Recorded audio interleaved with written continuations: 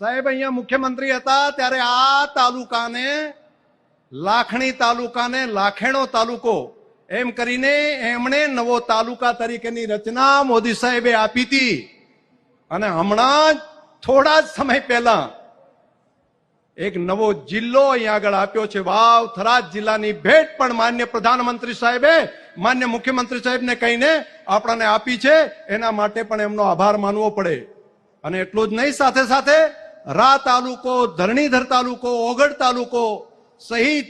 નવું વહીવટી સરળતા રહે એ માટેની પણ ઘણી ભેટ આપી છે એટલે પણ આપણે આભાર માનવાનો અને બીજું તમે દુઃખના દિવસો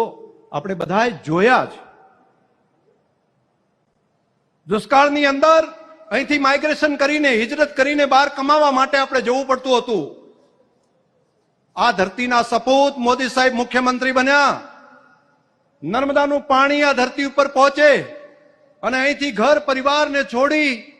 અને હિજરત કરીને બહાર કમાવા માટે જવું પડતું હતું તે નર્મદાની નહેરો લાવી અને મોદી સાહેબે કાયમી જે દેશવટો આપણે બહાર જવું કાઢવો પડતો એમાંથી આપણને મુક્ત કર્યા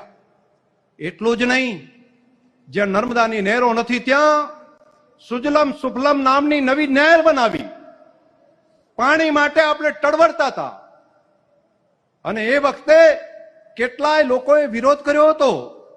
કે આ સુજલમ સુફલમ ની અંદર પાણી નહીં આવે આંદોલન ચાલતા હતા પરંતુ આપણા ઉપર જે દુષ્કાળના ઘા વાગવાના હતા એ એમણે છાતી ઉપર ઝીલી અને આપણી ધરતી ઉપર સુજલમ સુફલમની કેનાલ કરી અને સુજલમ સુફલમ કેનાલના કારણે આ વિસ્તારની ધરતીનું પાણી બિલકુલ નીચે જતું રહ્યું હતું એને ફરી પાછું ઉપર લાવવાનું કર્યું અને બધાની હાજરીમાં આજે મારે કહેવું છે કે સાહેબ અહીંયા પાણી માટે પીવાના પાણી માટે વલખા હતા આજે ઉનાળાની અંદર પણ આ સુજલમ સુફલમ કેનાલની અંદર પાણી સાહેબ ભરાયું છે એ આપની આ મહેનત દિગ્દ્રષ્ટિના કારણે થયું છે અને આ વાત સાથે સંમત હોય તો બે હાથ ઊંચા કરીને તાલી પાડો નહીતર કહેશે કે શંકરભાઈ એકલા બોલે છે